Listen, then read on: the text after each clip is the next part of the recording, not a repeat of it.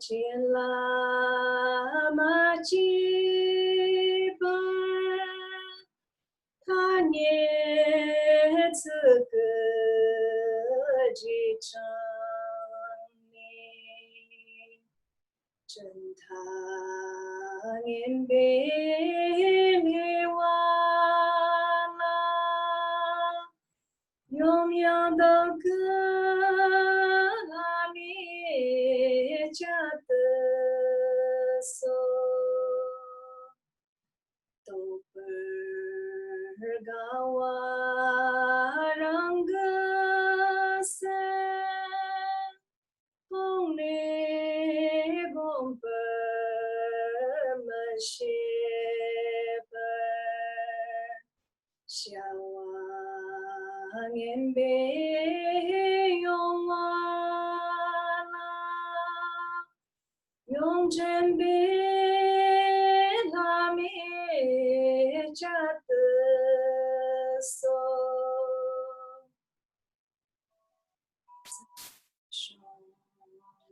nian ne yi hi la yi si zhen bei wa cha ji jie da xie qiang zhong ba nan de ni mei jie la mi jia de so yang de ge duan la ni xi jiang jian zhen jie dan zhen me hi bi ki xi duan la mong ba la yong gen qian jie la mi jia de so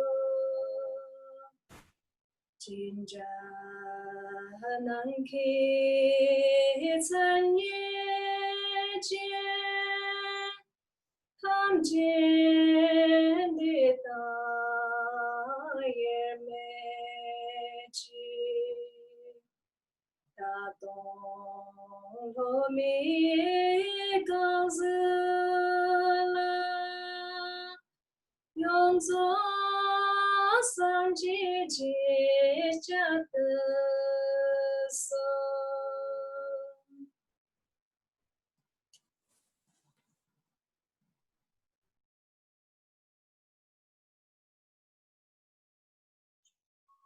Thank you. So now we're going to do the opening prayer.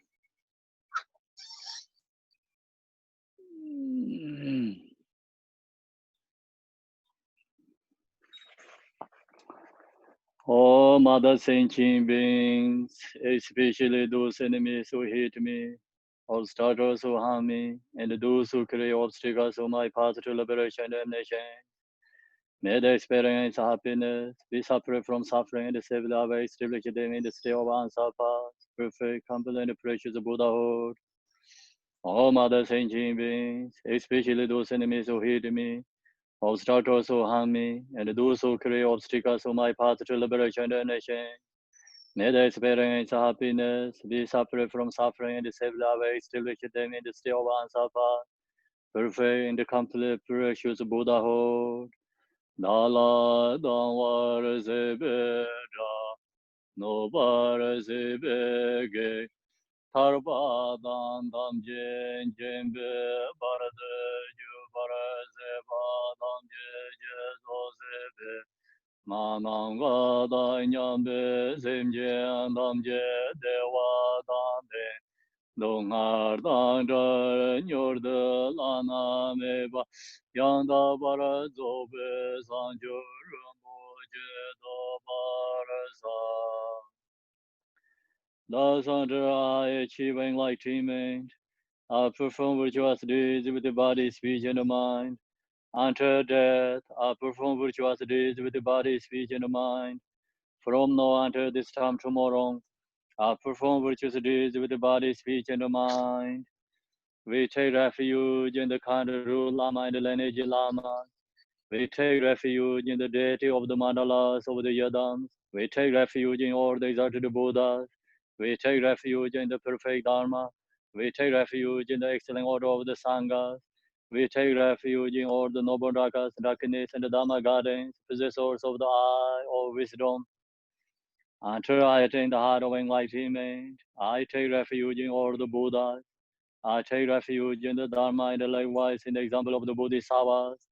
As the previous Buddhas ambassador enlightenment and the progress on the Bodhisattva's path are true for the benefit of all sentient beings, giving birth to bodhicitta, and apply myself to complete stage of the path. In the Buddha, the Dhamma, and the Sangha most excellent, I take refuge until enlightenment is reached by the merit of Janarasta and other good deeds. May I attain Buddhahood for the sake of all sentient beings. May all mother sentient beings, boundless as the sky, have happiness and the causes of happiness. May they be liberated from suffering, the causes of suffering. May they never be separate from the happiness that is free from sorrow. May they rest in equanimity, free from attachment and aversion. So now we go to page 10a. The ground is sprinkling with scented water and strewn with flowers. It is adorned with Meru, the spring mountain, the four continents, and the sun and the moon. As a Buddha feel out for it, may all sentient beings attain the happiness as a Buddha feels. To the lamas possess three kayas, I offer the altar in the sacred offerings. With my body, with and all that is visible, please grant me the supreme realization enlightenment. Whatever merit I have gathered through prostrations, offerings, confession, rejoicing, beseeching, and praying, for the sake of the enlightenment of all sentient beings, all this I dedicate.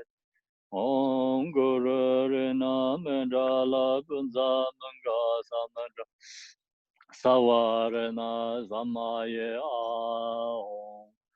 I call refuge on the name of the world. Your fame provides the 3,000 words. You are the victor, Vajradhara, widow adored. I bow at the feet of Father Jagdi Sungun. Continual laughing of no one but you. Compassionate one, grant your blessings, dispel the darkness that surrounds my heart. Please bless me so that I can realize the unlimited nature of my mind. Please turn the way of the Dharma, of the two words and their combination according to the disposition and likewise the mental capacity of a sentient being. So now we go to the Manjushri.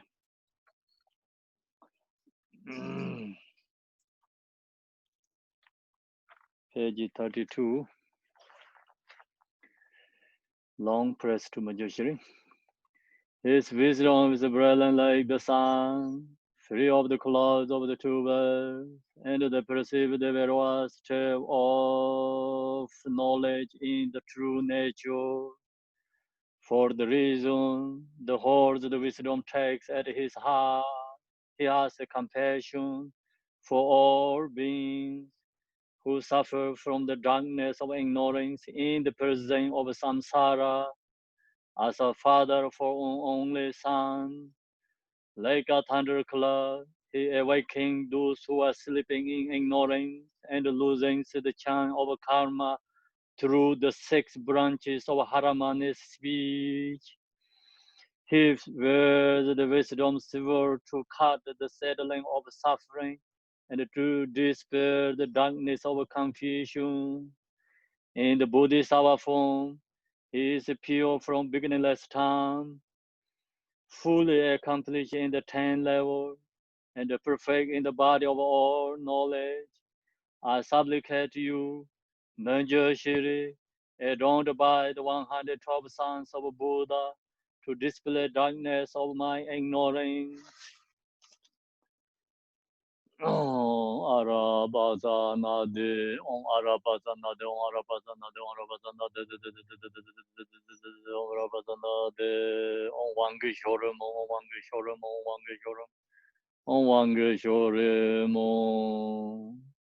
You who are the perfect, youthful body, those flame of wisdom blesses, and dispel the darkness of worldly ignorance. I post it before you and press you, Manjushri. Thank you. So now we finish opening prayer. Is going into the teaching. So voice okay, right? Can you hear? Yeah. Everybody is connect with that thing. Okay. Yeah, we can hear you. Okay. So now we're going into the teaching stage of meditation, awakening the mind.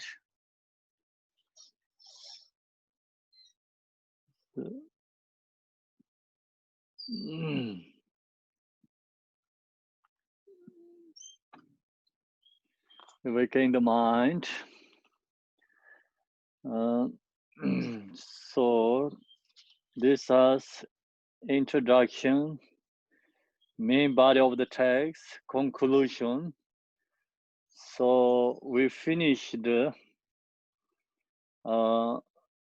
introduction, and then main body text.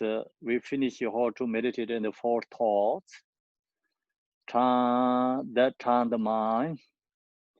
So then also we finish how to meditate in love, on love. How to meditate on compassion. We finish that. Today we are how to meditate in bodhicitta. So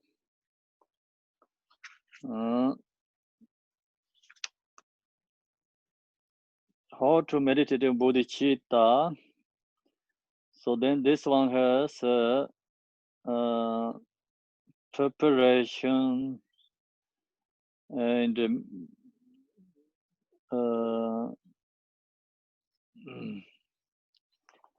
this follow the actually 3 different levels.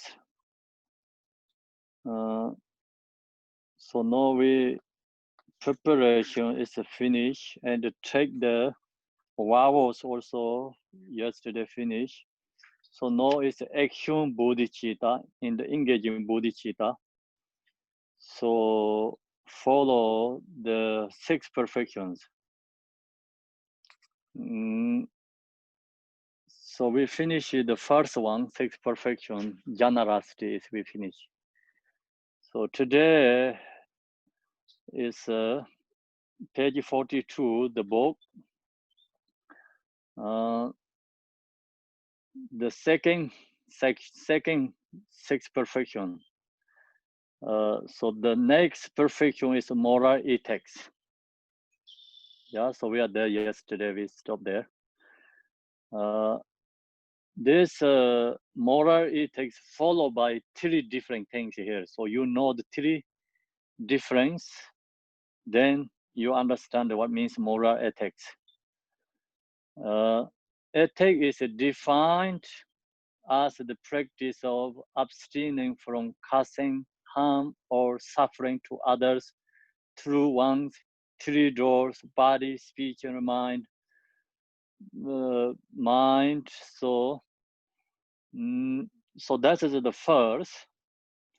The first is we have to stop the no harming for other beings. So this very similar in the same, actually the Buddha talk about the Dikpachaya Mazashing, means like no harming for other beings, no create, no virtuous deeds. Dikpachaya give up principles about create virtuous deeds, subdue our own mind, benefit for others. So this exactly follow that way, and this moral ethic also followed by Vinayana, the Hinayana tradition, Mahayana tradition, Vajrayana tradition, 3 different levels. So first one is Hinayana level, usually no harming for other beings. So if we don't stop harming for other beings, then we cannot create virtuous deeds. So first step is we no harming for other beings. Yeah, so that's the first. We have to do practice first. And then that's why here is the next perfection is moral ethics. So ethics is defined as the practice of abstaining from causing harm or suffering to others. So harming for others, where does it come from? Through one's three doors. So three doors is body, speech, and mind. So usually we create no virtuous deeds. No virtuous deeds means harming for other beings. Where is the harming from other beings come from? Through the body, through the speech, through the mind.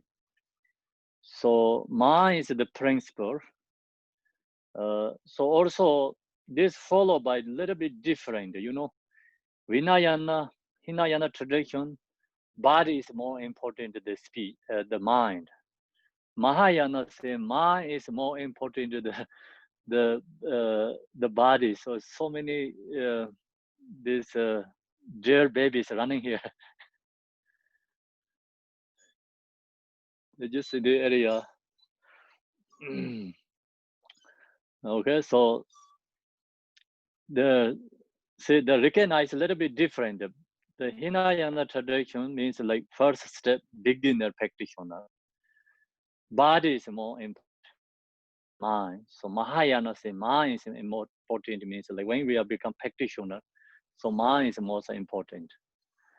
So that's the little bit difference. Can you hear or no?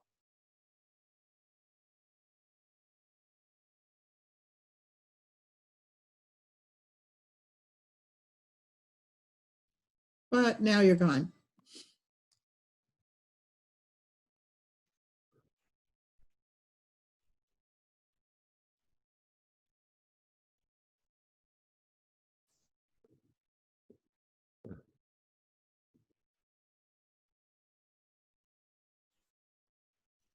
Sorry, it's my internet go away. Okay, so now the body is important, mind is important means like Hinayana say when it's talk about the non-virtuous deeds, it's like killing is first. You know, that means that's a body. And Mahayana, of course, always talk about the mind is principle. So they little bit follow different ways, but doesn't matter which way is okay. And the main important is like non-virtuous deeds means like harming for other beings, harming for other beings.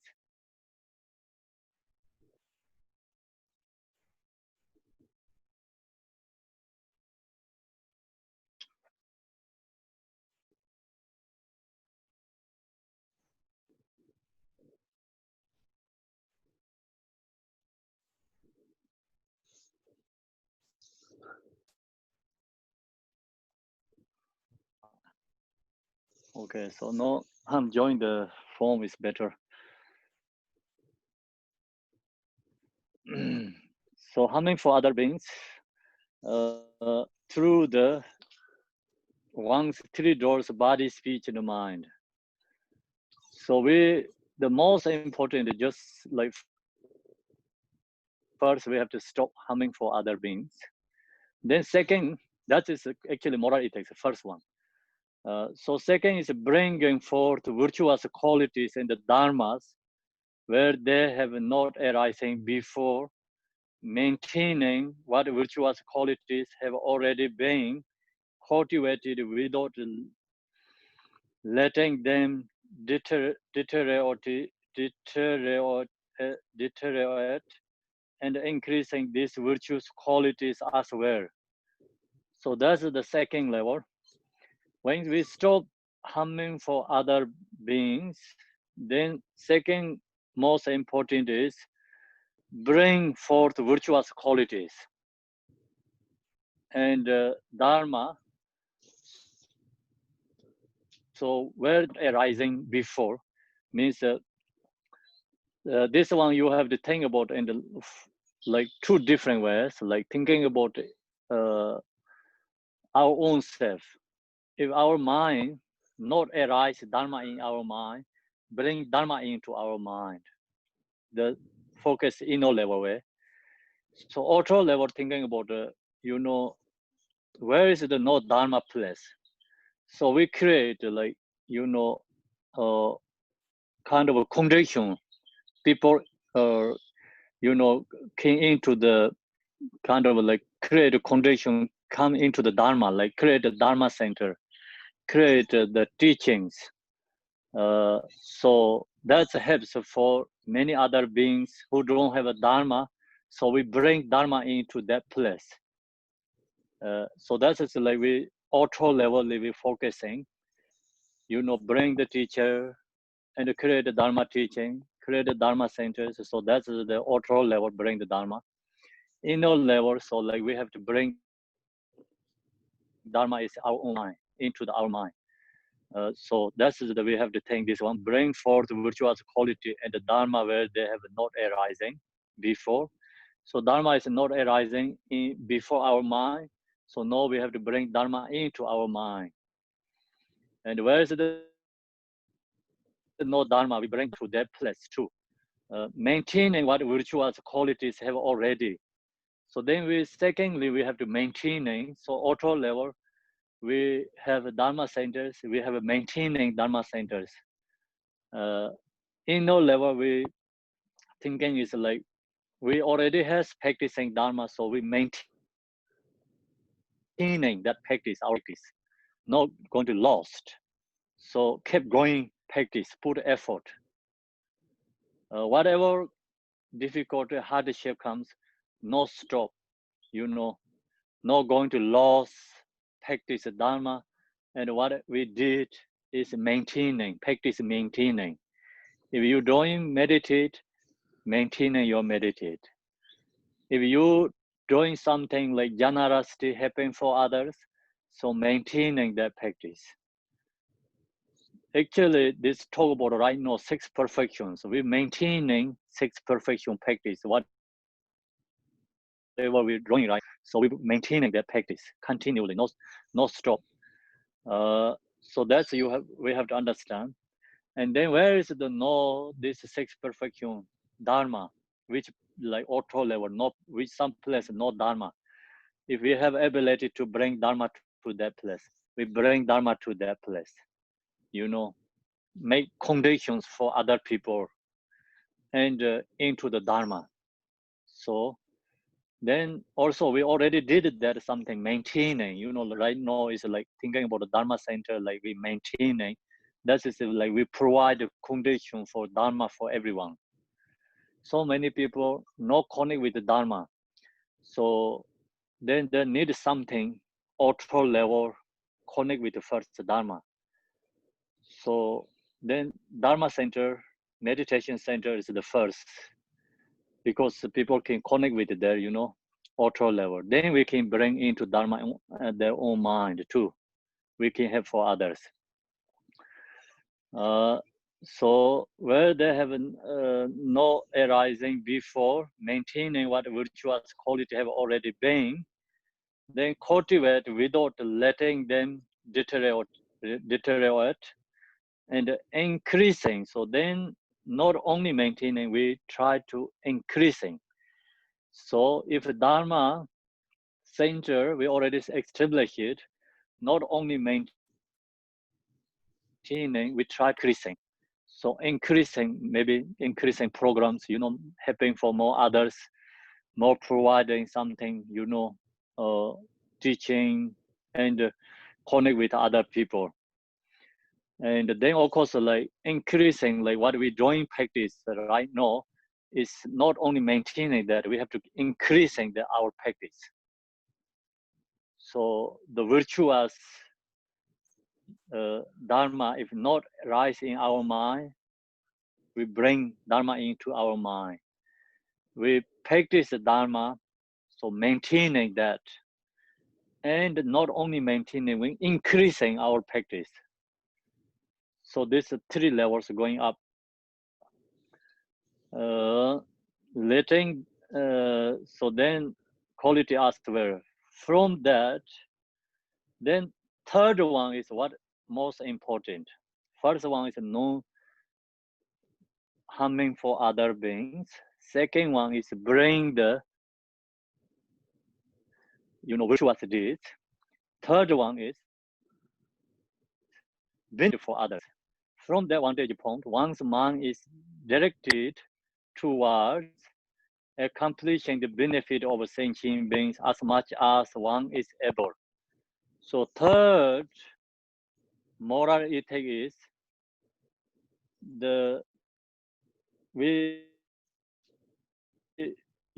from that vantage point, one's mind is directed towards accomplishing benefit of sentient beings.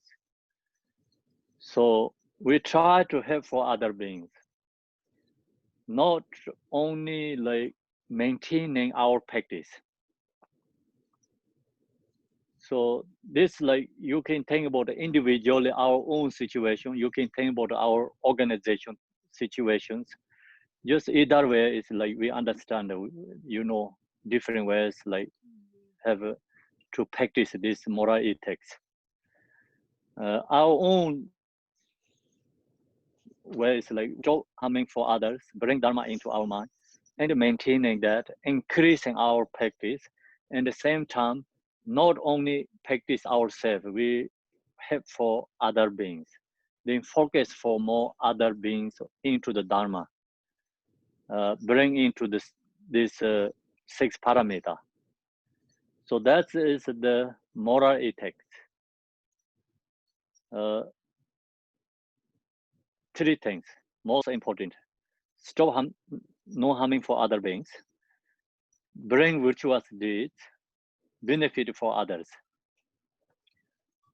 So then, third one. Third, the perfection. The next perfection is patience. This is the third, number third. First is jhana rasti, second is moral ethic, third one is patience. So patience is defined as forbearing antagonism from others and all discomfort or hardship that occur when one is practice pure dharma. So patience actually different ways we have to understand. It's defined as forbearing antagonism from others and or discomfort or hardship that occur when one's practice dharma means that already talk 2 things. First one, someone makes it hard us, difficult for us. So we have to meditate, practice patience for that person. So that is like patience is defined as forbearing antagonism from others. So then that's we can think like more generally. She does lots things, worldly activities. So people can, make this difficult to us through the body, speech, mind, whatever, the harming for us, and we meditate, practice. So patience, define as forbearing antagonism from others. It's not easy, but it's very powerful meditation. The patience is a very powerful practice, meditation. So if who can practice this patient meditation, that person mind is always peace. So we regular beings lose our peace and happiness. The reason is because always dealing with other beings. Dealing with other beings and you hear the harsh words. you can hear the unpleasant words. The words easily distracting and create unhappy. Then of course what we wanted to do something, someone stop that. Some people can make obstacle for that. So that kind of reasons so many obstacles, so people can create this make happy, unpleasant for our mind. So if we create a passion for them, and then we can have we never lost our mind, peace and happy. So also the practice of passion is very performed, actually very benefit, because transforming, anger is transforming, purifying the hair realms karma too, purifying our karma. When someone makes it difficult for us, if we can practice patience, so that purify lost karma. Patient practice is more powerful than we talk about how to meditate the love, how to meditate the compassion. So the how to meditate the love is like positive way we thinking about other beings, used to our parents, recognize their kindness, and use that bring our love for others easy. And compassion also, we recognize all these mother beings, used to our parents, mothers, know they are suffering in samsara. So we recognize their suffering and we wish them free from suffering. That practice is a little bit easier than practice patience, because patience is like someone really going to like make difficult for us and directly, and disturbing our mind. So then when people does that for us, we have to practice patience.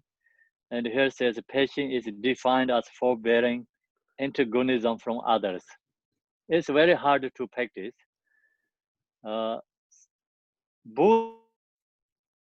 Buddhist hours also easy. Regular people, hard, this level. So generosity, morality is a little bit easy than patience. So this sixth perfection is like easy is first, you know. Then second is more harder. Second is more harder. Like up is harder. And the practice also more harder and harder. Uh, Actually, Buddha said first three practices for lay people. Last three is for monastics. Kind of that way. And this teaching is giving. And then when you do the generosity, comparing to moral ethic, so you have picked up one, you can do only one, you cannot do both. So which is you going to pick up? That's pick up moral ethic. 충을 serve the chemata means like the first reason, don't give up second. Second is like, little bit more perform. Is second is a thing about moral ethics. Then we think about moral ethics comparing to this patience. First moral ethic, that reason don't give up patience. So patience is more important than the moral ethics. Actually, you practice patience, moral ethics already in there. So that's the reason moral patience is more harder and difficult to practice, but it's more powerful benefit us, purify our karma. Patience purify whole harem karma. That's the reason Buddha said it's no virtuous, anger is worst one. Anger is worst no virtuous deed. The practice dharma most performed is practice patience, because patience practice is antidote to our anger. So anger destroy our own happiness. We can destroy others' beings' happiness too. Anger destroyed.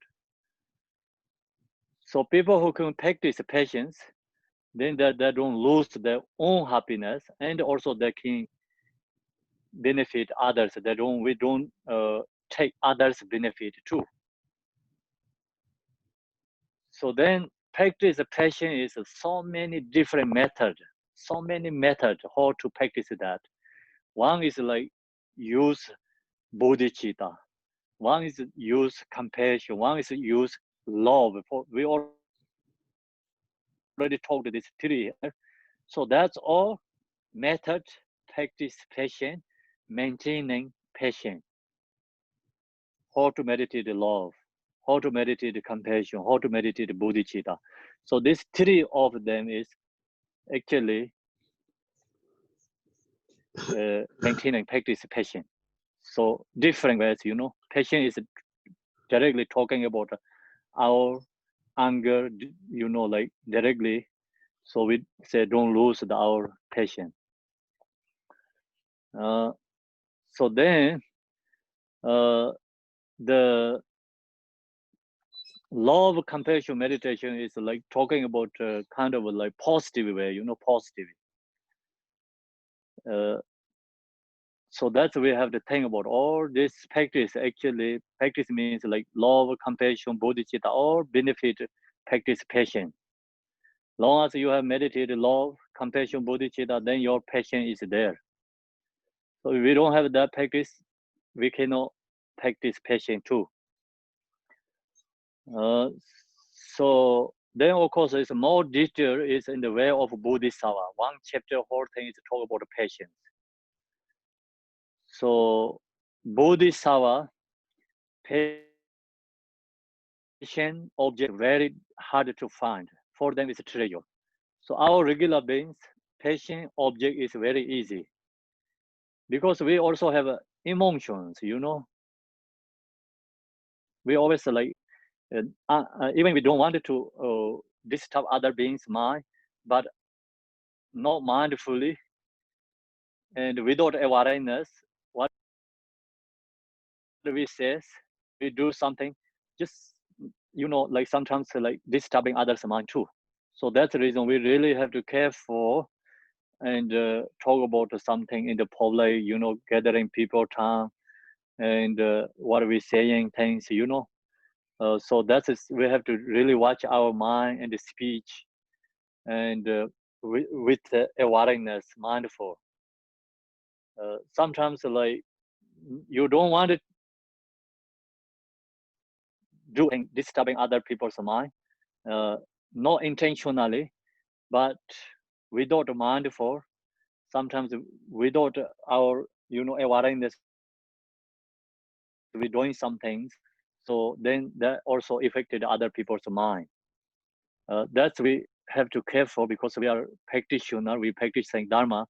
Of course, we don't mostly practitioner Dharma don't have intentionally wanted to harm for other beings, other people's mind. I wanted to disturbing other people's mind. But we not mindful, and sometimes we talk, sometimes we do something is that disturbing other people's mind too. So we need awareness with mindful. Okay. So then third, not third, the third, of course, the patient is the third. So then patient practice first is that. So second one is and all discomfort our hardship that occur. Then one is practicing pure Dharma. So this is the third. Third means second, third second. Sorry, third second. So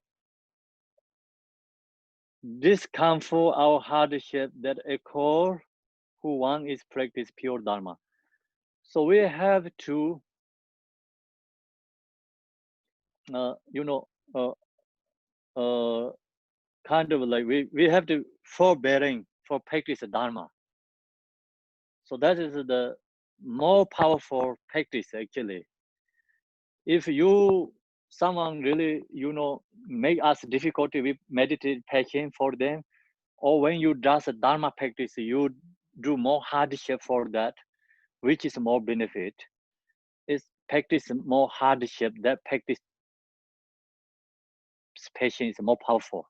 Then comparing to someone disturbing our mind, we practice patience, and that comparing to when we practice Dharma, we get difficult hardship, so we bear through that. That is more powerful than practice patience for others.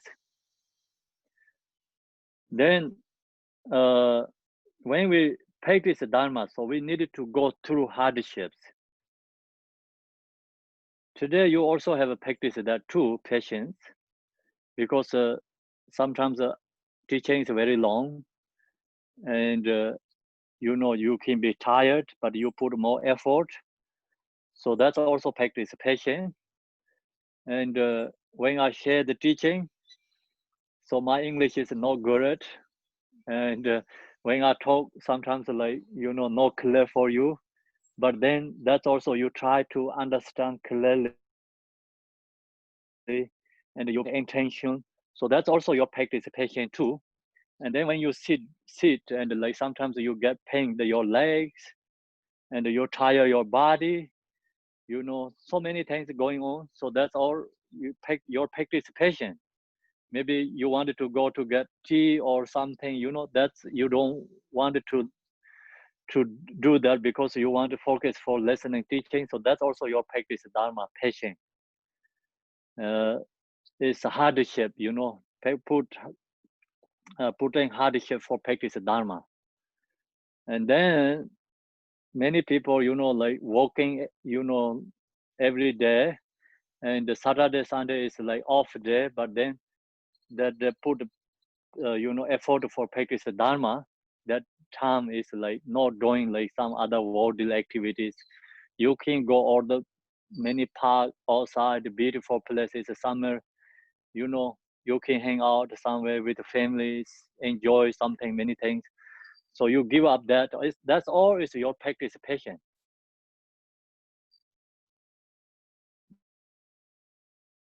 That's we have to know for or hardship that occur when one is practicing pure Dharma. So participation, when you listening, teaching has very high level participation. So of course, usually we practice patient many different ways, but this is the one of the highest level practice Dharma hardship, that occur. And then this section you have to think about all uh, the Kaju tradition, this Naropa, Marpa law, Salarepa, what they did, all the hardships. All these spiritual teachers, they put hardship for practice Dharma. So they practice patience. And they give up everything, their own benefits, all is for put hardship, difficulty, for whatever difficulty they bear through that and practice Dharma. So they did practice patience that way. So that's the reason there's benefit so many other beings. So that's when you listening teaching, you have a practice patience there too. And then of course, like we have a practice moral ethic too. Moral ethic, when you listening Dharma teaching, so see we no harming for anyone. We we put our body, speech, mind is in the Dharma, and then we try to increasing our practice, and we wish all these teachings and practices benefit for others. When you listening teaching, you have moral ethics too. Then generosity is of course there, because of time generosity. Your body, speech, mind, all generosity put in the effort for Dharma. So we chant the mandala offerings and mentally offering this our body, speech, mind. Everything is like offering to Buddha, Dharma, Sangha. So that's all is like generosity part. It's there. So that's the reason. Actually, when you listening Dharma teaching, we're putting all this practicing 6 perfections together. So you don't have to think about, no, I'm listening teaching. I'm not doing practice 6 paramita.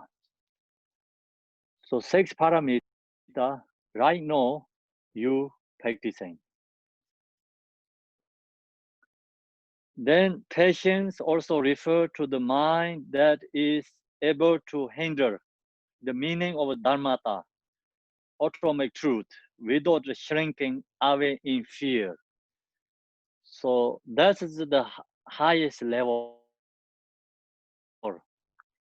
Someone hearing you like talk about emptiness. So then mind is not shaking. If you can handle that,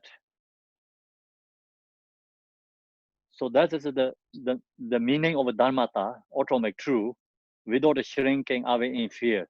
No fears. That is the highest level practice patient. So so our mind, handle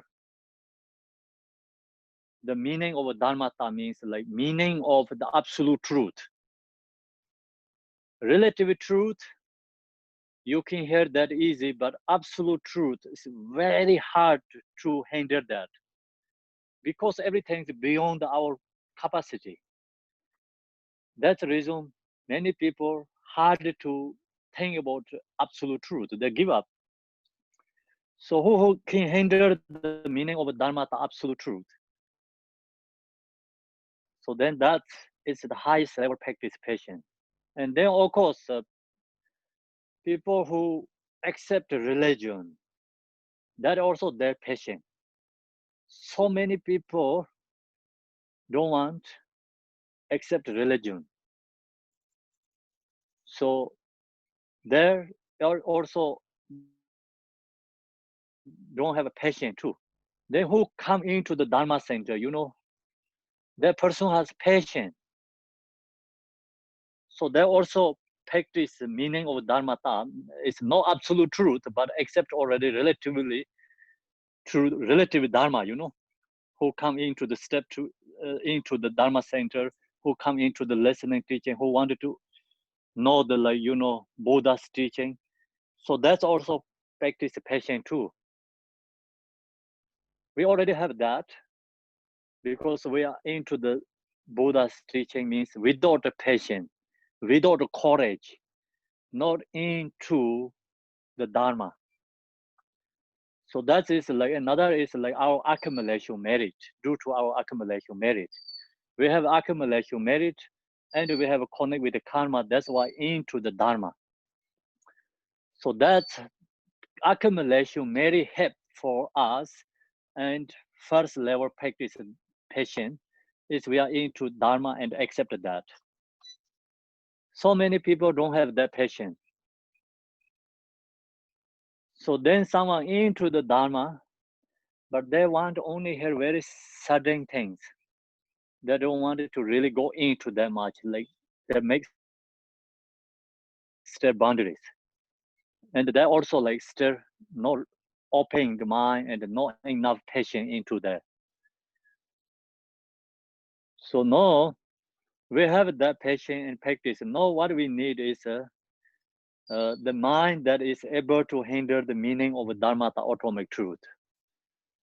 So someone say, you are no exist, everything is no exist, or is emptiness. So you accept that, it's also your passion. You can handle that. And Chandrakirti, what he says, who hear emptiness of wisdom, this world, some people may have like kind of a feeling arise. Feeling is like kind of, really positive feeling arise. And some people hear this emptiness teaching, they like hear hairs, like small body has very small hairs. That's also become waking up. Body gets senses, and the mind also gets some feelings. So that means, like Chandrakirti said, that person has definitely previous life have connect with the emptiness teaching. So that person is the you know uh, the disciple, or like to share to like this teaching, like for someone, like someone wanted to share the teaching emptiness, which kind of like disciple, person, student. So Chandrakirti say, who has that kind of feelings, then that person is the right person to share the emptiness teaching. So if we don't have that, but even we have a doubt about emptiness.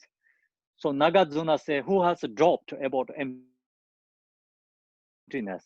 That person also have already destroy, like kind of like causes of samsara, like that person has the ability to liberate future lifetimes.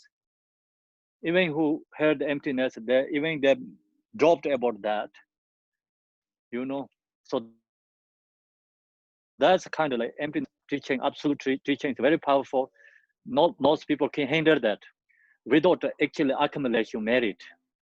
One is due to accumulation merit.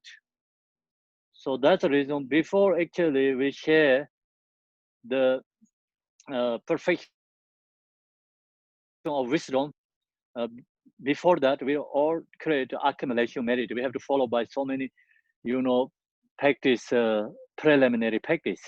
Why we doing this preliminary practice? Why we doing so much accumulation merit create? Because when you going to share the perfection of wisdom, that person can handle that teaching. So the teaching perfection of wisdom is not many people can handle, and some people scared and nervous, they give up. So that's also have stories when Buddha share perfection of wisdom teaching, and many the regular, uh, low worker, disabled, close to the ears. They don't want to hear that because they want to hear everything is exists. What I did is virtuous deed. You know, follow the like say, okay, you did a good job. You did a good virtuous deeds. You meditate is perfect. Your practice is very good. Buddha is there. Hair ramps is there. You can liberate there. So like that kind of wanted to hear. But then when you talk about emptiness, so no Buddha and no samsaric beings, no nirvana, no samsara, no dharma, no virtuous deeds, So when you hear that, it's not, most people cannot handle that, cannot handle that. Yeah, so that's the reason who can handle this, able to handle the meaning of a dharma, the ultimate truth, without shrink away in fear. So that is the highest level participation. Uh, Forbearing. Okay. So now number fourth, the next perfection is diligence or zeal. So diligent practice and patience is very similar. Patient practice, diligent practice is very similar. Especially this the number fourth, diligent. Diligent is a very similar like uh, it's a discomfort or discomfort or hardship that occur when one is practice pure dharma. So that in the which already shared practice patience, that and here is diligent is the same thing, just same meaning, kind of same meaning. We practice the dharma, we need, put effort, whatever hardship, difficulty comes, bear through that, and handle that. And then in here is a different aspect. aspect is like happy and joy. So that is called joyful effort. Joyful effort. Joyful effort, passion, practice is very similar, but difference is like when we drawing things like this fourth is like joy and put effort. This refers to having enthusiasm and joyful, persevering in Dharma. So this joyful effort is not for worldly activities, okay? This joyful effort is practice for Dharma, for spiritual things. Otherwise, worldly people have so much effort. Also, some people have really joy for doing no virtuous deeds too. You know, that joy for, you know, humming for others too. Many people has that because due to their own obscurations. And this one you have to know what means joyful effort. Diligent means like joyfully persevering in Dharma. Okay, and put effort, practice these 6 perfections, joyfully doing things. So this joyful effort is helps all these 6 parameters. Joyful effort with the generosity, joyful effort with moral ethics, joyful effort with patience, joyful effort with meditate, meditate stability, and joyful effort with perfection of wisdom. So joyful effort is follow all these 6 parameters. Then usually we talk about true accumulation merit. So accumulation merit with wisdom, generosity, moral ethics, patience. This 3 is part of our accumulation merit. Then number 5 is meditative stability. Number 6 is perfection of wisdom. So this 2 is accumulation with wisdom. Joyful effort is helps both. Joyful effort goes both, Both need joyful effort. So now you think about understand we usually talk about true accumulation merit. True accumulation merit is all is in this 6 perfection.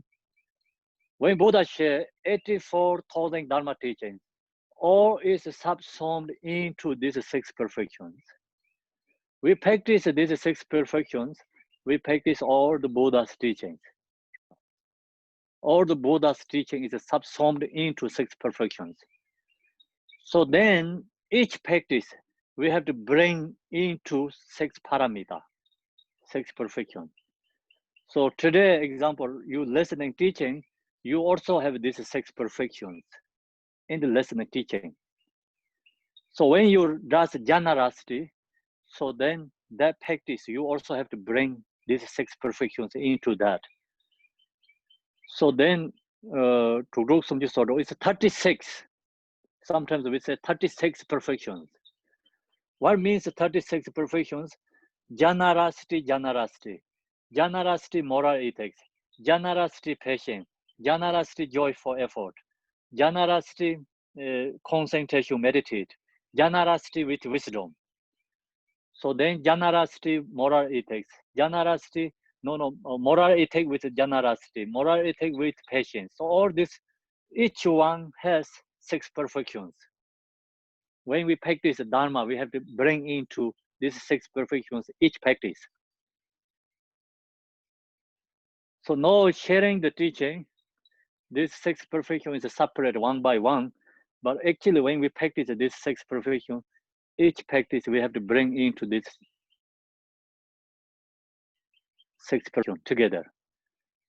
Then also we talk about Vajrayana and we does mantras. Say Om Mane Padme Hum. That's also 6 perfections, the 6 syllable. Its meaning is 6 perfections. Six perfection. So six perfection is introduced to our six different kind of emotions. So we have six different kind of emotions that lead us into samsara because six different realms. We practice these six perfections and free from these six realms, purify six realms karma. Six perfection is introduced to six different emotions. So then what is origination of suffering? Six different kind of emotions. What is the path? Six perfection. Six perfection is path is introduced to origination of suffering. So then think about the Four Noble Truths. So Four Noble Truths also followed by six parameters. Six parameter is path, result is nirvana, cessation, is Buddhahood. And the six parameter is path introduced to origination of suffering. So purify origination of suffering, naturally this result, the result is samsara, suffering is gone, you know. So all dharma is like think into the six parameters. Without the six perfections, no any dharma there. All dharma is into the six perfections. So no, we diligence or there, this refers to having enthusiasm and joyfully severing dharma.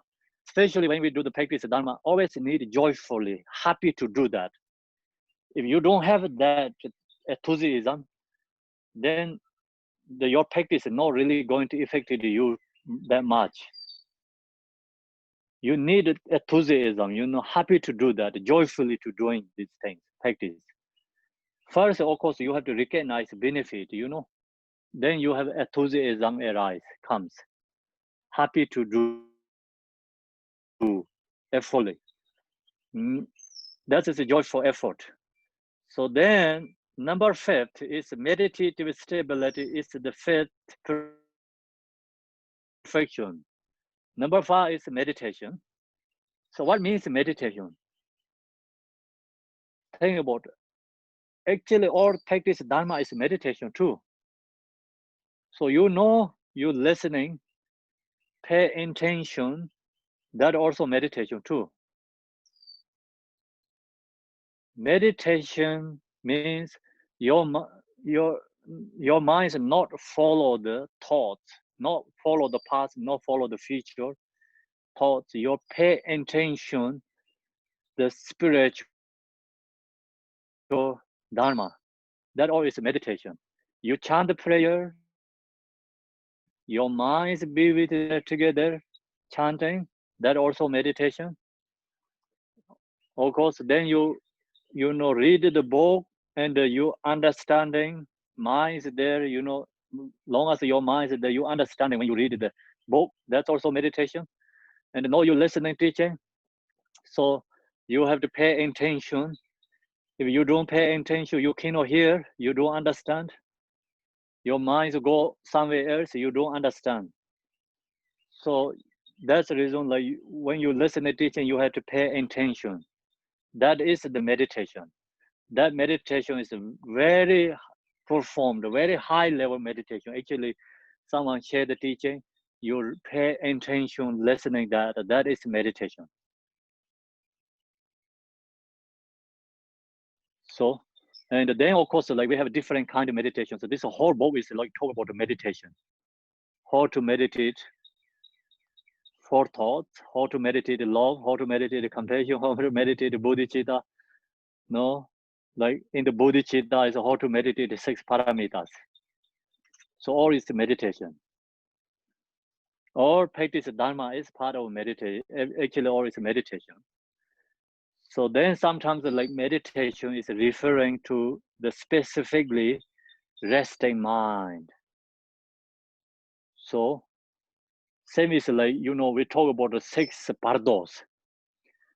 Six bardo is all cyclic existence is 6 pardo, but then sometimes we specifically 6 pardo means intermediate state.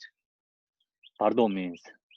So like that. Sometimes meditation means like we rest in mind and shamatha vipassana.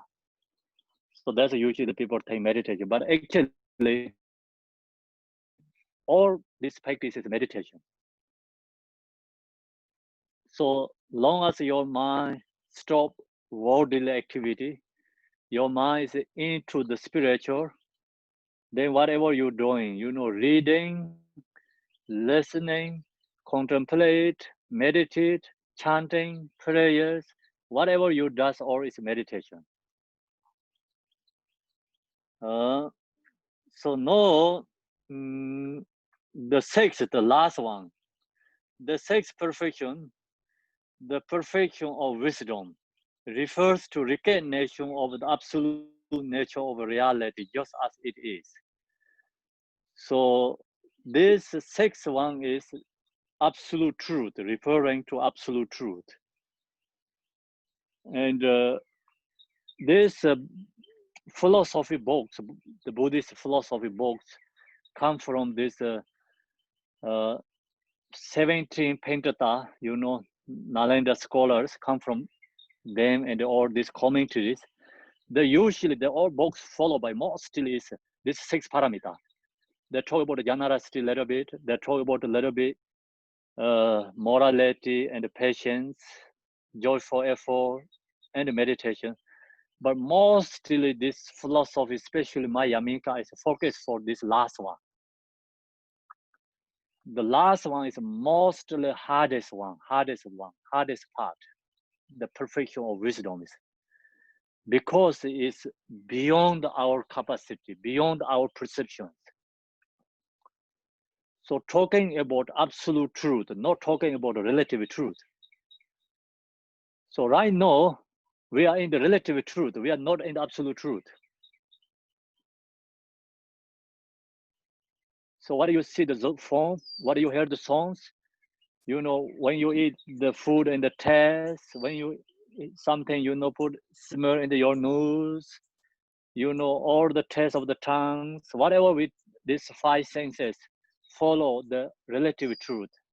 We recognize this relative truth. So absolute truth is like more beyond that. This 5 senses is not absolute truth. Whatever we're receiving, these 5 senses, receiving this object is not truth. It's not truth. It's fake actually. That's why Tibetan called Kingzop Denpa means. Kingzop means it's fake. No truth. If it is truth, then Buddha he don't have to share any dharma because your eyes see the truth. Then no one needed to say anything. You see already the truth. Your ear can hear the truth. Then you don't have, no one have to say telling to you your ear is not wrong because already you hear the truth. So think that way. These 5 senses object right now what we have, we receiving recognize is not truth. It's always fake. Then what is truth? More beyond that. Who recognizes that? Buddha recognizes that. That's why Buddha share all these Dharma teachings. So if we wanted to recognize that, that's the reason we have to create accumulation merit. Without these other perfections, you cannot understand, get into the wisdom of perfection. So other 5 perfection, 5 perfection is, actually helping for recognize, and 6 like perfection of wisdom. Other parameter is like there's example is the same is blind person. You have a nose, you have ears, you have legs, everything. Other all faculties you have, no handicap, but no eyes, cannot go any place because you don't know where you have to go. you cannot see any road. So other fire is the same as blind person. Wisdom is who has eye. Who has eye, that person takes like other five people, blind five people in somewhere. They don't know where they have to go through, goes, they don't know which road to go. So one person have eye, that person comes and help for this other five and take to the right path. So that kind of, the number six parameter is like wisdom is like that. So other five practices take into the Buddhahood. So the other five practices become causes of Buddhahood. Without wisdom, perfection of wisdom, whatever we does, virtuous deeds, is causes of samsara, like kind of like, we reborn to higher realms. So without wisdom, your generosity, reborn higher realms become worthy. And what we do, moral ethics, reborn to higher realms, become good body and looking good, and perfect. So that kind of like benefit. And the practice who has patience, then that person next life is like become like kind of like more happy and joy and all this ultra level circumstances like condition is perfect, that everything is like joyful conditions. So without wisdom, this five of these practices like only come into result is come up to in the samsara highest level, then it's going to finish again. So with wisdom together, and then there's all practices causes of Buddhahood, not in the samsara, causes not some causes of samsara's happiness. With wisdom era comes, then generosity with wisdom causes of Buddhahood. Like same is like blind person don't know where have to go, so one person has eye that can take to the right path. So when you do generosity with wisdom, it's your generosity is go to enter Buddhahood. That is the causes of Buddhahood. So when you do the moral ethics practice, when you have this perfection of wisdom, the moral ethics practice is the causes of Buddhahood. So like that, that's why this last part is most important, but the hardest and difficult, very difficult to understand. Then other teachers see this all philosophy, other perfection they share a little bit short. When come into this number six perfection wisdom, they talk about a lot because it's like you have to explain and logically have to approving that. That's the reason you. I think you read mostly already the way of Bodhisattva when it come into the chapters. Chapter 9 is like perfection. This perfection of wisdom. So then Shanti Deva, he have to debate with all the known Buddhists, and then he debated with all the other, like Vibhashika, Satantrika, Chittamatera, and he talked about the absolute truth, like logically approving. It's like very hard to understand that part. It's need a teacher. Someone have to go, follow by logically share the teaching.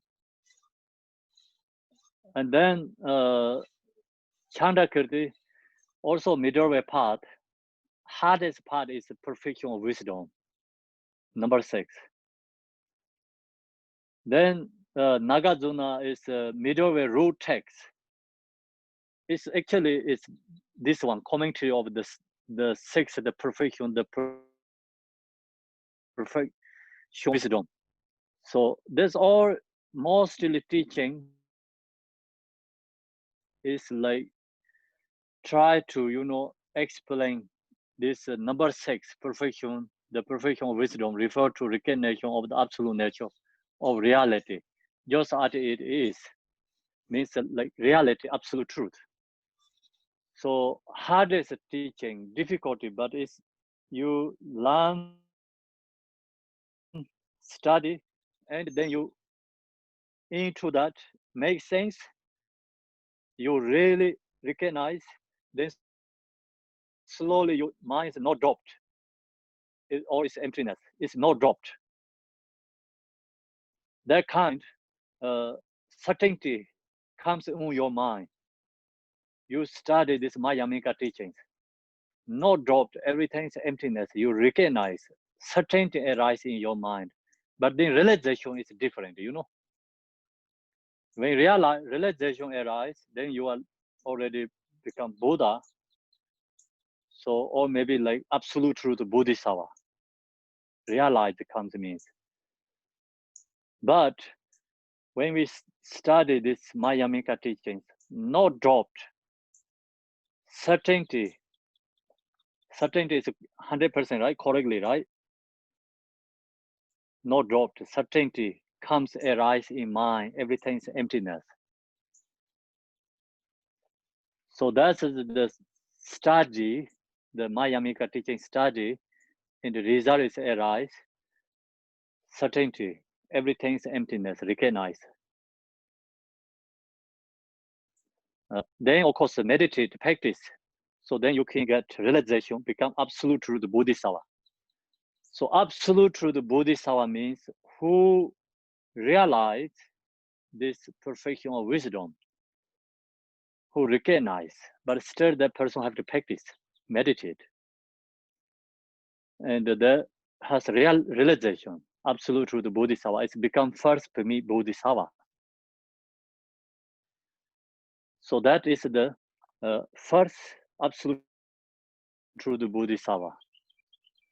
No, yesterday I share here is like when we receive this Bodhisattva vows, then we are become Bodhisattva. So that Bodhisattva means we are relative to the Bodhisattva, not absolute truth Bodhisattva. So now you meditate, practice this perfection of wisdom, then one day we realize, so that time we are absolute truth Bodhisattva. We get in the first Pimi level Bodhisattva, it's called first Pimi Bodhisattva, it's absolute truth Bodhisattva. Until that, all is relative to the Bodhisattva. So thus, the Bodhisattva practice these 6 perfections. So then, Bodhisattvas practice is 6 perfections, no any other than that. Bodhisattva pay attention 24 hours, these 6 perfections. So when we practice the 6 perfection, all its dharma is there. Then aspiring bodhicitta begin the moment we give rise to supreme bodhicitta. So this relative truth bodhicitta has 2, aspiring bodhicitta and engaging bodhicitta. So when is aspiration bodhicitta? Aspiring bodhicitta begin the moment we give rise to supreme bodhicitta, means like when we want to do things, this 6 perfection. I want to practice 6 perfection. So that time is, then you have, you know, moment we give rise to supreme bodhicitta. So that time then you have aspiration bodhicitta. Aspiration bodhicitta, when it's begin is when you want to do. So today, like I want to going to join the teaching. So that is your aspiration bodhicitta. Aspiring bodhicitta means. Yeah. So then from that point onward, aspiring bodhicitta encompasses all the intentions we have for benefiting others through our body, speech, and mind, and all intentions we have for listening to the Dharma, contemplating its meaning, meditating, and drawing retreat, and so forth. So this all aspiring bodhicitta. Bodhicitta means thinking about others, wanted to benefit for others. I wanted going to join teaching, wanted to benefit others. That is beginning already aspiration bodhicitta. And then you think I wanted to practice today, like kind of like we did like Buddha Shakyamuni practice, all this different Yidam practice. I wanted to do this, wanted to benefit others. That is called aspiration bodhicitta. And you sometimes you think, oh, I wanted to go to retreat, wanted to benefit others. So that's also called aspiration bodhicitta. And whatever you wanting to do joyfully, and wanted to do something spiritual for benefit others, is called aspiration bodhicitta.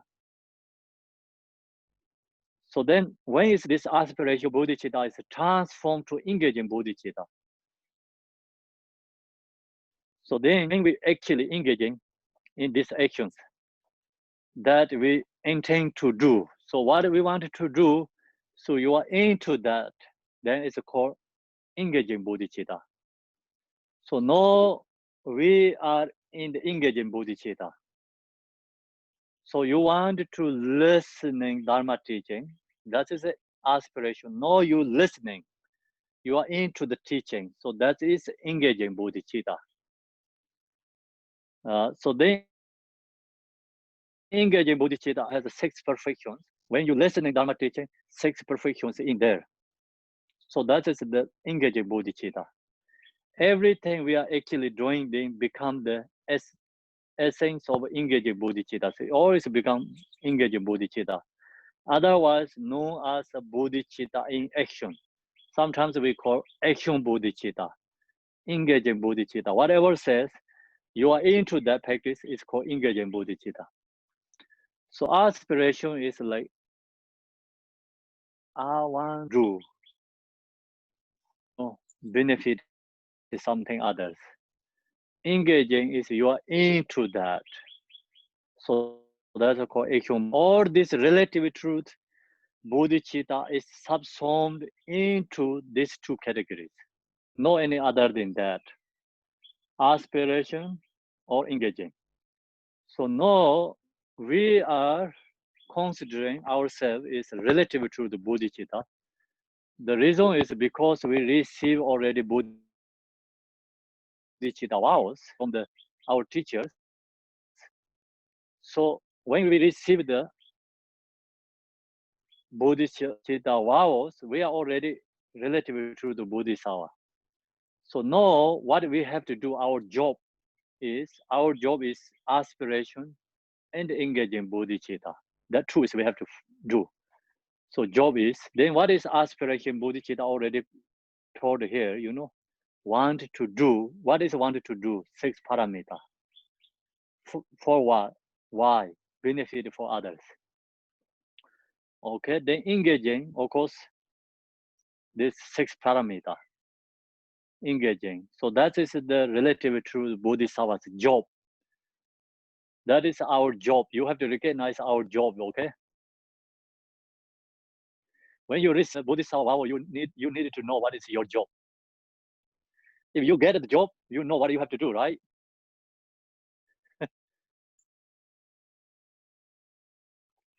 Sometimes who receive bodhisattva vows, they don't recognize what their job. Same is like someone applied the job but don't know what I have to do. Same like that, we does like that. So now we recognize our job, right?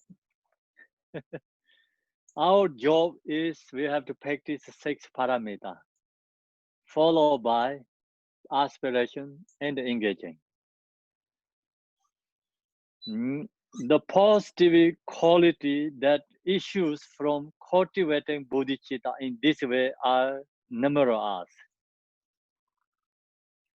So then, where is the practitioner's qualities come from?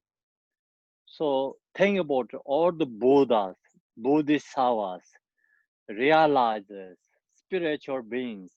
Where is their qualities come from? Their all qualities come from bodhicitta. Without the bodhicitta, then no possible our quality. So that's we have to understand bodhicitta quality, you know. Uh,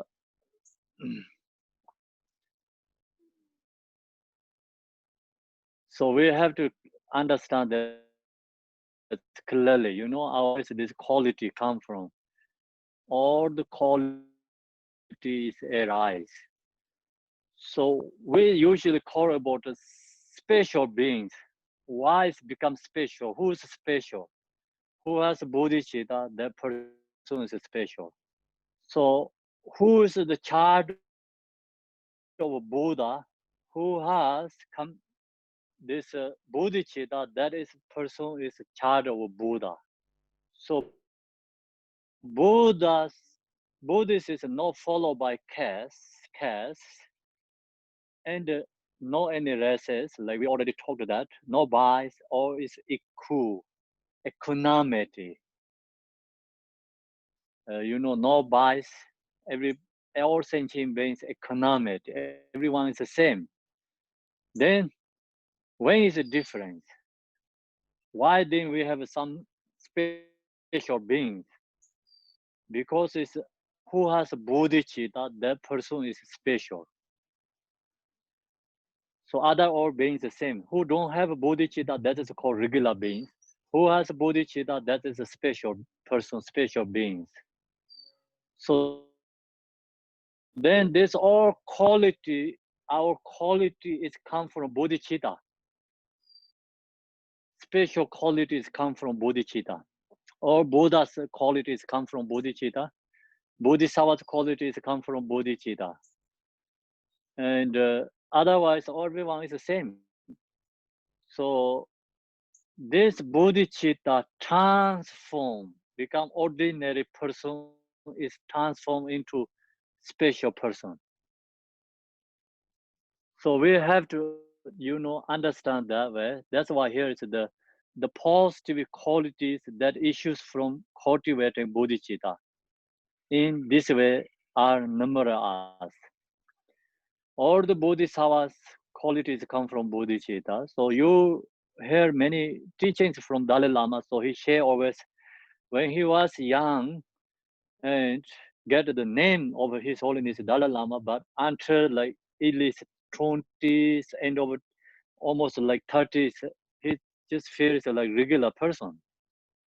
He said like no any special, but then he received way of Bodhisattva, this teaching. He put effort, practice way of Bodhisattva. Then like become 40s, like he recognized like it's special. You know, that's like we can everyone can do that. Everyone have opportunity to do that practice. So that actually give us courage to do us. Because sometimes people think, oh, this being is very special already long time ago. So those like we thinking sometimes we spiritual special beings come from in the sky, you know, falling from the sky, same as the rain. And Buddhist like special being is like not come from the sky, no same as the rain. Same is like the seed growing on the earth, you know. Ordinary person is have to growing to the transform to the spiritual special beings. So that's a Buddha taught. No one is God the son of God, you know. All is the same. Everyone has a Buddha nature. Everyone have to recognize and grow grow our quality. Can you hear or no? Hello? Yes, I think it's We can hear. we can hear. okay. So little bit distracting. Looks like my video is like posting. It is, Saying but your bandwidth is low. the video is Mm. is quality, but your voice is coming through normally. Okay, so hopefully, okay. Yeah, so then we have to think that way, you know, positive positive quality that issue from cultivating bodhicitta in this way are numerous. All these positive qualities come from bodhicitta. In the immediate future, one who cultivates bodhicitta brings happiness and well-being to beings in the world and purify their mind stream of all obscurations. So we practice bodhicitta, and that bring the benefits, like temporary benefits also come from bodhicitta, and absolute truth benefits, happiness also come from bodhicitta. So that's the reason here is that in the immediate future, one who cultivates bodhicitta, so person who cultivated the bodhicitta brings happiness. They get happiness. And we all want happiness. All sentient beings want happiness. No one wants suffering. So then we have to know where is the happiness come from. Happiness comes from also bodhicitta. And we're being to beings in the world and purify their mind stream of all obscurations. So all sentient beings, happiness is come from bodhicitta. And also we have lots of obscurations. This bodhicitta is purify all beings obscurations too.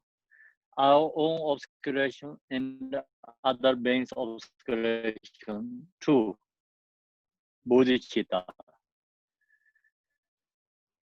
So we're being in the world and purify their mind stream. Or then automatically all the awakened quality of Buddhahood that blossom within one are due to bodhicitta. So all these Buddha's qualities arise from bodhicitta. So now we have Buddha nature. We don't have Buddha qualities. Why we don't have Buddha's qualities? Because we have obscurations. And we have to purify that obscuration. Which practice help purify obscuration? Bodhicitta practice helps purify all our obscurations. So we have a Buddha nature. That nature is always be with us. How to recognize that nature, is practice bodhicitta. Practice bodhicitta, bring all the Buddha's qualities, arise the qualities. So that reason is automate all the waking qualities of a Buddhahood that blossom with ones are due to bodhicitta. Buddhas, as we understand them, are no other than the manifestation or embodiment of bodhicitta. So we recognize all Buddha is manifestation of the bodhicitta. All Buddha is embodiment of bodhicitta. Past Buddhas come from bodhicitta. Present Buddhas also come from bodhicitta. Future Buddhas also come from, arise from the bodhicitta. So without bodhicitta, no possible Buddha. And that's the reason we have ahats, Pachika Buddhas. Why they are no Buddha? Because they didn't practice bodhicitta.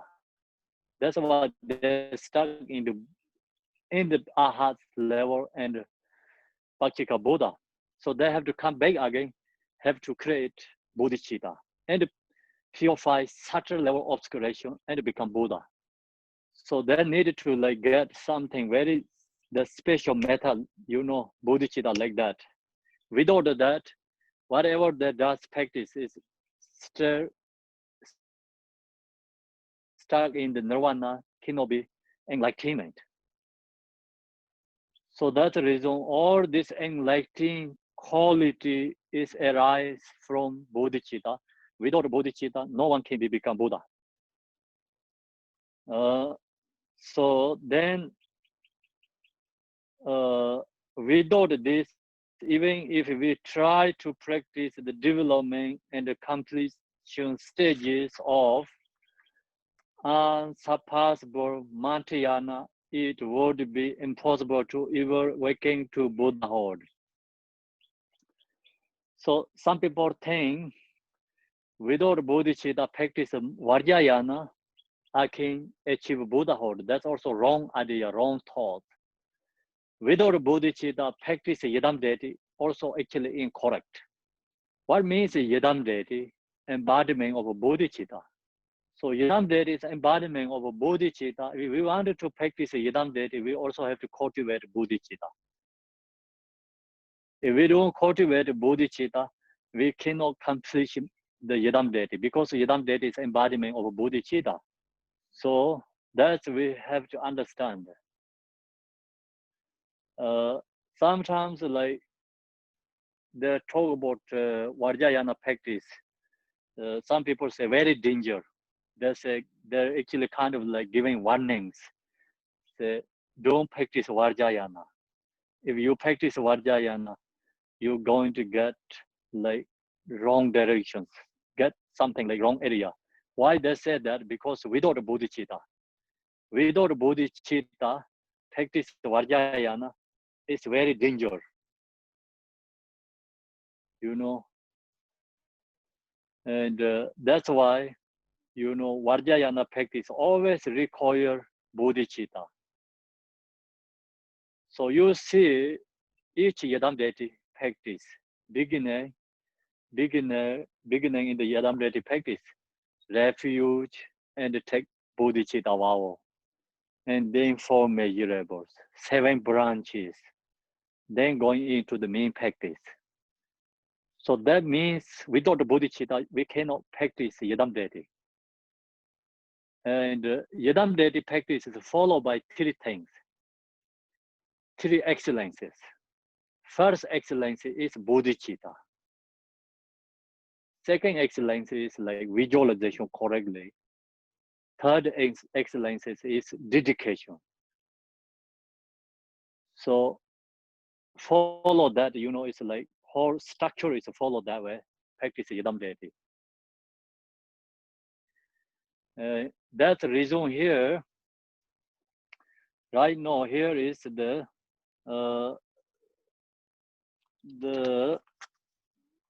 without this bodhicitta, so means like even if we try to practice development and the completion stage of unsurpassed Mantyana, Vajrayana, it would be impossible to ever awaken to Buddha hold.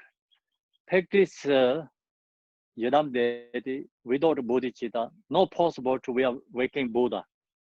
Still we are stuck in samsara. So when we practice Yidam deity, so we have to practice bodhicitta because we have to know Buddha's embodiment of bodhicitta. So that's always like just important. Like Buddhist teaching essence is bodhicitta. So bodhicitta hold these 6 perfections.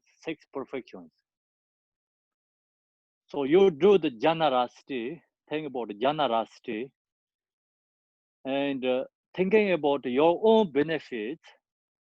So that is no bodhicitta there.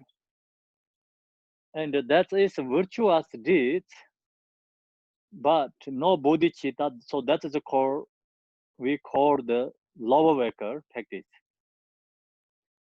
And when you do jnanarasti, you thinking about other beings, wanted to benefit for them, 100% pure jnanarasti, no any expectation. So that is called bodhicitta. That is the causes of Buddha. That jnanarasti is bodhicitta. Then when we do the practice moral ethics, so no harming for others, and then of course cultivate virtuous deeds. Cultivate virtuous deeds is bodhicitta. Virtuous means like good intention. If we don't have good intention, then that is always no virtuous deed. The main point of moral ethic is like good intention. without good intention, then no good moral ethics. Long as you have a good intention, is wanted to benefit others. That is bodhicitta. See, moral ethic need bodhicitta. Without bodhicitta, is moral ethic practice is causes of samsara. So not only stop harming for others, they don't thinking about benefit others much. So that's also good, but the practice is not going to bring to the Buddhahood. So long as you have wanted to good intention benefit others, so that's good moral ethic, is the causes of Buddhahood. Then practice patience, or is like practice bodhicitta. Practice patience bodhicitta. Long as you have bodhicitta, good intentions, so then easy to practice this patience, and that practice is followed by bodhicitta. Patience is followed by bodhicitta. Actually, essence of patience practice is bodhicitta. And then joyful effort is like wanted to help for others, wanted to benefit others. So practice dharma. Dharma is essence is bodhicitta. You wanted to do, happy to do that, happy to, practice that is joyful effort. That is bodhicitta. Then meditation also bodhicitta, because when we meditate, practice all different kind with always in good intention. So whatever we does practice is good intention, is bodhicitta. Then perfection of wisdom is absolute truth bodhicitta. Absolute truth bodhicitta. That is absolute truth bodhicitta. Meditate shamatha, meditate vipassana, meditate mahamudra. So meditate yadam deity. That's guru yoga. That's all practices absolute truth bodhicitta. Part of absolute truth bodhicitta. So the main point is we finish it here is relative to the bodhicitta practice. So now, starting tomorrow or no next week, to all we go again this continue. The teaching is absolute truth bodhicitta. So all this Buddha's teaching is followed by bodhicitta. Without bodhicitta, it's no dharma. So that's the reason you have to think about all this Buddha is where it's come from is bodhicitta. And bodhicitta is most important. So this 6 parameter is all is followed by bodhicitta. So we have to bring this 6 perfection is together, and the 6 parameter is bring one practice have all these perfections together. So if we can do that, then the all is this practice 6 parameters the causes of Buddhahood is enlightening, causes of enlightenment. So that is the source of the Buddha's quality. These 6 parameters with bodhicitta. Okay, so they all finished their teaching. So now you have any questions, we can discussion question.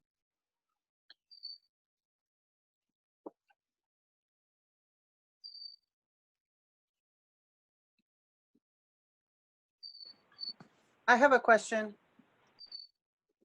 So if you have Yes. good intention, when you have good intention, then you're having better bodhicitta.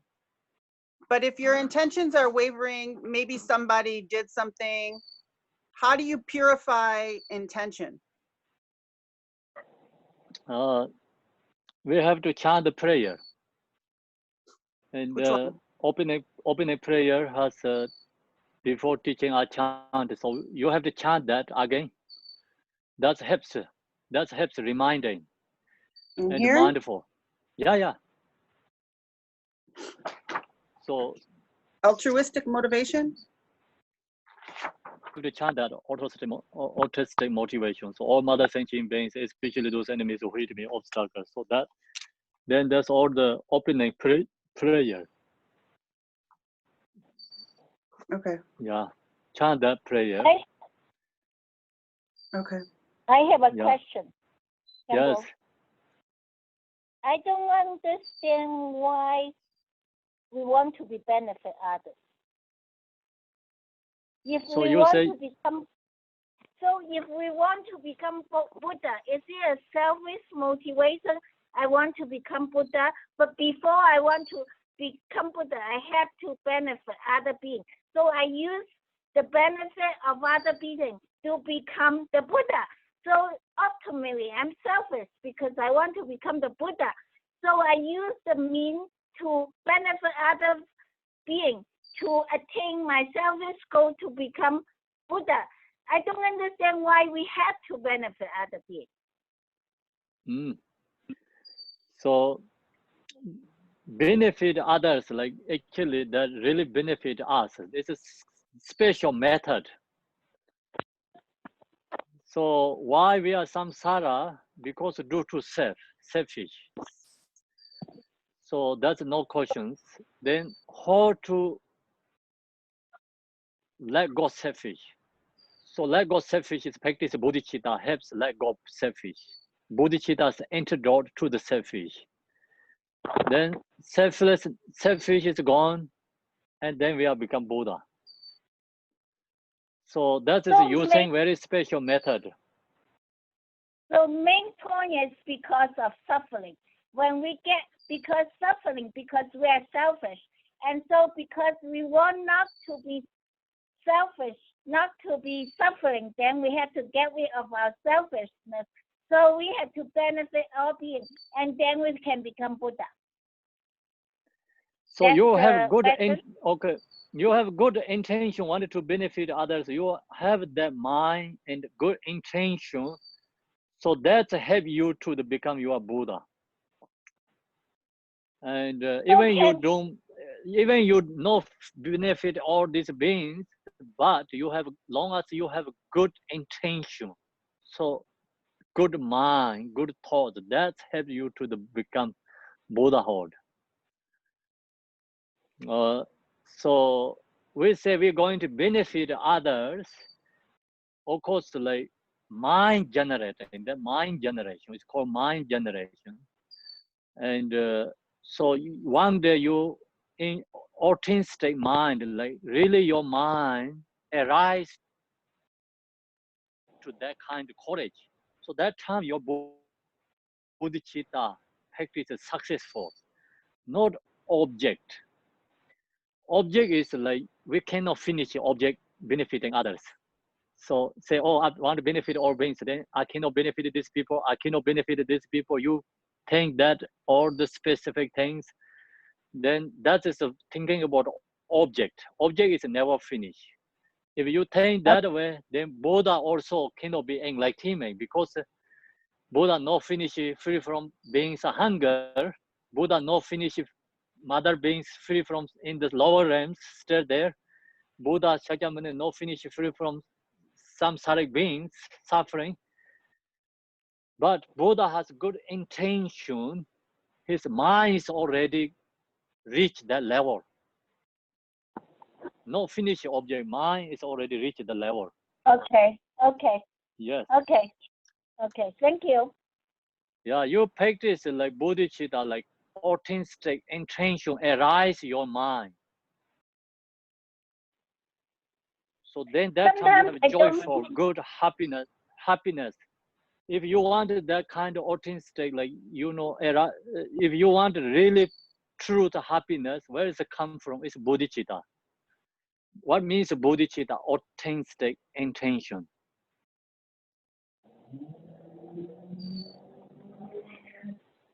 Sometimes when I try to help, I remember once I was in a bus, a person who was blind coming to the bus, and I tried to tell him what way it was, and he was so angry at me because he think that I was just assume that he's not independent enough. So I kind of feel really, really stuck. So I just be quiet because he was so angry. He actually yelled at me. And I just thought, why do I even want to help him? Yeah, but okay, that's a good. Many people has that kind of, you know, obstacles too. So that's actually that's really great for you. Think, okay, so many beings have ignorance. Like, you know, you have good intention, other people don't receive that from you.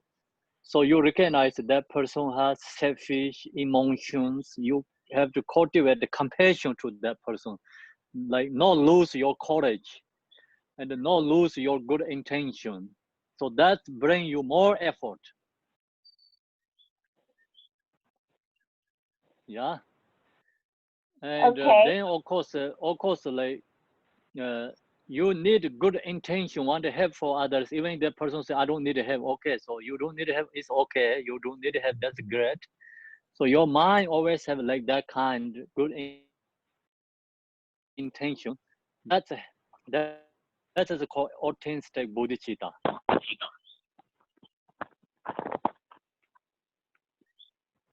Mm, Thank you. you're welcome. So you need like that kind of object many, okay? So then you can practice more.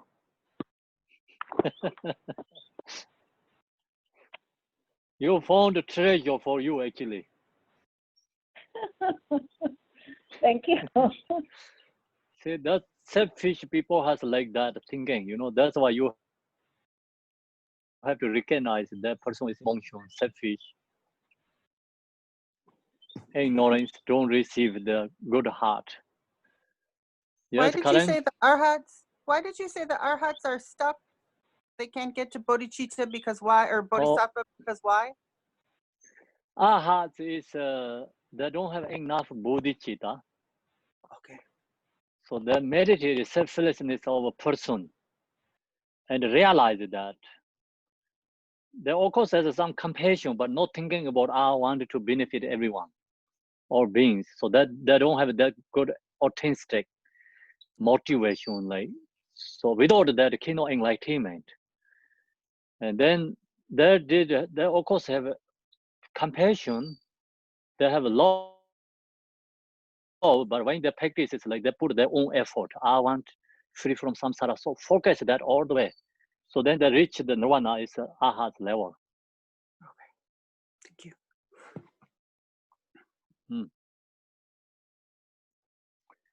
You reach the ahara level, it's okay, but very selfless, free from suffering, but you cannot much benefit others. The reason is like you didn't practice bodhicitta. Bodhicitta, right now we practice this cultivating bodhicitta. That is very powerful, means never end. That aspiration, that practice result is never end. Even you are Buddha, so then same as the Buddha is a son, you know, like benefit so many other beings, like continually. So that is all come from bodhicitta.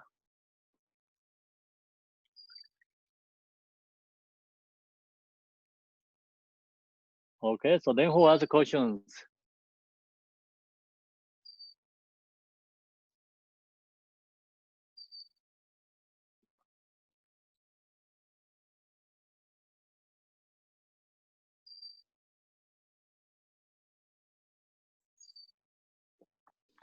No questions. I think everyone is okay already.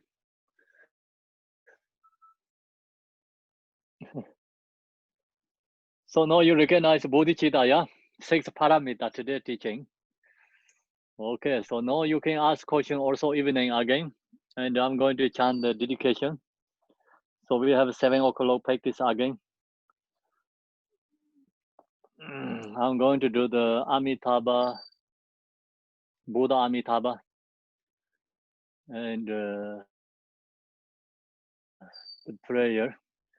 Mao Nom Zara Sanje Nama Daye Da Yes Jo Tu Je Jembo Da Yon De Zemban De Jen Do Na Lai Sanje Sansen Pa Min Kor Ji Kor De Jen Om Zara Ba De Me Ba Ye De Wai Jin Ye Sa Wei Yen Gan De Da Yen De Ne Tsen Pe Jur Ma Da Je Wai Yin Je Par Mai Ju Ba Ere jene nande yardong yo de da ge molan da bandi so je sa je san sen dan je je ke men ro bar sin je la de so Tiyada benzandaya awamodenaya sohai sanjo semjoramboje maje bananje jorje jeba nyamba mebaya kone gongden bewaryo sonamde yedam yeziba onanyin bedana banze de jiga nanje balan roba deben zolen rowa rowa yo jambara bawe jadaran jembadan kende zambo de yande ye deda genje jiza dalo jenge wan dam jerab mo jiza genje genje Demderan ela wando digong barin jen barje zen ba zen de jedo de zang gong ben den jorje. Thank you everyone. Thank you, Khenpo. But before Thank we you. See leave, you. before we Yes. leave, Oh yes. I want to say Yeah. happy birthday to Elvira. Birthday. And I have a little cake for you that you probably can't see very well, but it's got a little bee on it for you. I'll give it to you when I see you next tomorrow. So if anybody wants to sing, we can do that. Happy birthday to you. you. Happy birthday To you. Happy birthday, birthday, dear Elvira. Elvira. Happy birthday to you.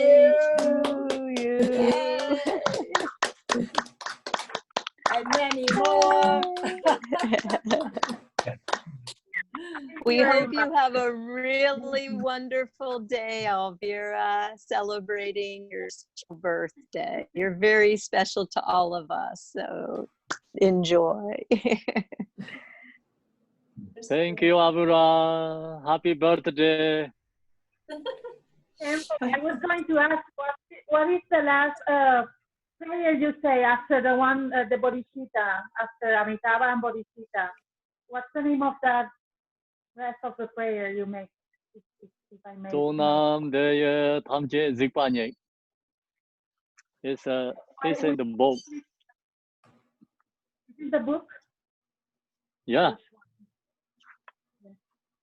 I like to make them with you, but It's 157. It's after the Kajul energy practice. So that says, by this virtue may I achieve emanation, be defeating enemies, confusion, may all who travel on the waves of birth, old age, sickness, and death cross the ocean of samsara.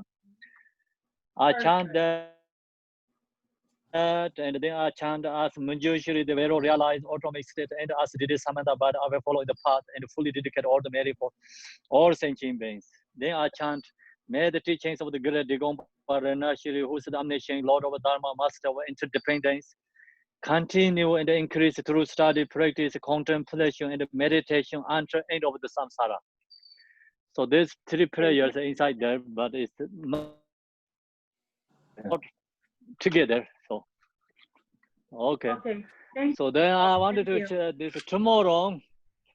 Tomorrow we have to practice this 11:30. Could be 11:30 because 11 o'clock, 10 o'clock. I have the prayer in the His Holiness Dalai Lama's birthday tomorrow. Organized by the Office Tibet and all these Congress people, Nancy Pelosi, and all the Congress people and the Tibetan president. They all come together. So I have to chant the opening prayer and when finished in the dedication prayers.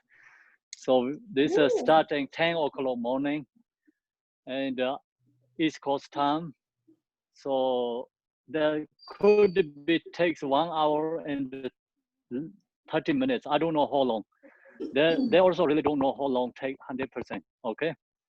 Yeah. The reason We is can come? yes. We can come? Yes, you can watch the online. You can watch the Facebook Live. Where?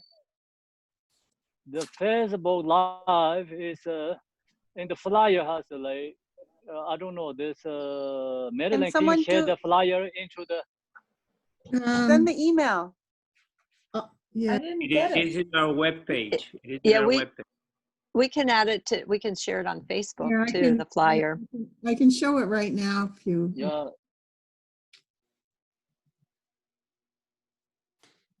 A second. We will start teach practice after that. Right. So we do practice after that. Yeah. It's Facebook Live, but there's. Do we no- come back here at 7 o'clock for something tonight? Yes, 7 o'clock. Yes. Yes. Okay. There it is. But Oh my goodness. Okay. TibetOffice.org. yeah, it looks like that's what, maybe they have the information where it's, yeah.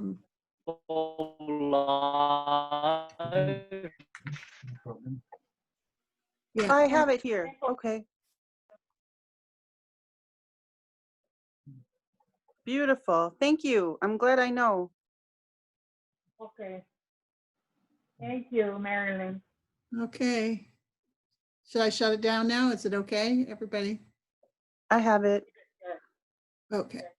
So some is from Canada. There's some from US. Oh, The parliament. I think it's the parliament people. It's a Congress. Yeah.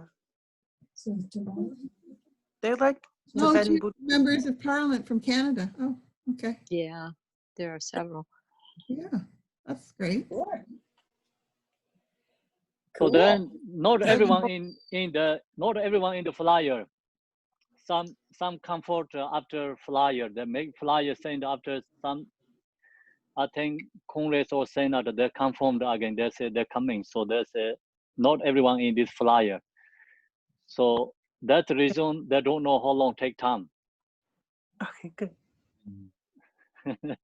Beautiful. So Actually, could be 1 hour 30 minutes. So tomorrow we just think about 11:30, so we can start and practice. Could be. Okay. Okay. So have a wonderful day, evening. See you after 7 o'clock. Okay. everyone for Bye. the birthday. Happy birthday. Happy birthday. Happy birthday. Happy birthday. Bye. Bye, everybody. Okay. Bye. See Hi, you, everybody. Seven.